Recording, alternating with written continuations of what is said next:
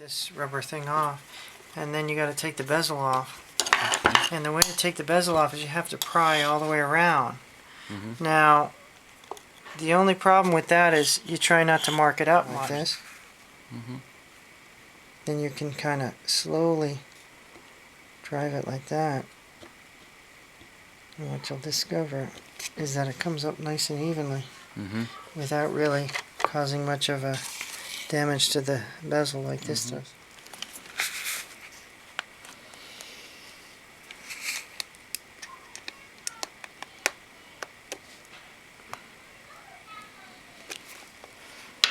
Rotate.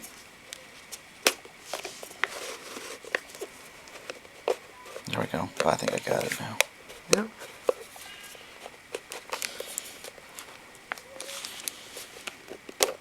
Okay, there you go. Okay, now it's going to need a good cleaning. Screws on the back, which I take this off after I take the bezel off because it helps to hold it in place as you're working on it. One of the things I always try to do on these gauges is don't touch the surface. Yeah, don't touch it. Because that surface is just so difficult to keep clean. Now this thing does pop off here, but I'll show you, you don't even need to take this off. As long as you're careful when you're taking the bezel off that you're not gonna crush it. Yeah, that's why we're standing on a piece of roll of electrical tape and just sticking the stem down the hole. Yeah, just like this. So here's the motor. No, that's the motor, okay. And the motor underneath it has a pod gear, and then it's got the little trip odometer gear. These two right here, and these were 25 a piece through odometergears.com, I think it's called. So here, you just take this off right here, and you take this off right here, and then you got on the back. You don't need to take the needle off the front? No, you don't need to take it. Okay. This will come off on the bottom. So the circuit board on the back slides off. Okay, so you're wondering, there is your backlighting. Those are your little lamps. Yeah, and the reason I take this off is because it's got a wire harness here that's actually clamped in here. You see that wire harness? Yeah. And you want to get these wire harness out of the way. You got to take this off here. No, the white plastic. You can actually lift up this motor. Okay? And you want to lift the motor up enough. There's the pod gear. And there's the pod gear, and the little tiny gear there's the other gear underneath. Right here, it's got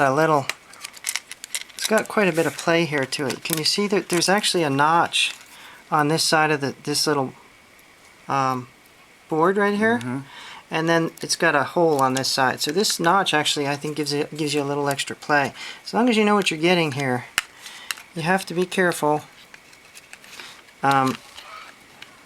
You know about things. There's the motor and there's the drive shaft. So what you do is you literally pull it off the drive shaft like that, and the gear a lot of times just comes right off with it. And here was the other gear on top. Sometimes you can find broken gear teeth in there, and that's what I found in my unit. Okay. So then this so those are just little tiny pads that the gear rides on. Exactly. Okay, yeah, I can see a little bit better here. So, yeah. Okay. Yeah, I want it slightly pointed up because you don't want the little gear falling off the thing. And you got it on the spindle. And here we can get a good close-up here. There it is. I'm going to stop for a second. There we go. We got the pod gear. It's on the spindle. Mark, just move it around a little bit. And you can see and it's you spinning. see the little gear. Oh, it's going to slide off again. There. So you can see that pod gear's there, and the little gear is underneath, and it is basically rotating around, revolving around the brown central part of the motor gear. Okay, and then this thing literally just pushes right back on there. Okay, just push the motor back up, drive it all home. Okay, and all pops in. Once it pops in, it's not going to go anywhere. Okay, again, the whole time you want to make sure that you don't press on any of these two delicate things don't right touch here. anything in the front. Okay, so then I put these in first to secure the motor.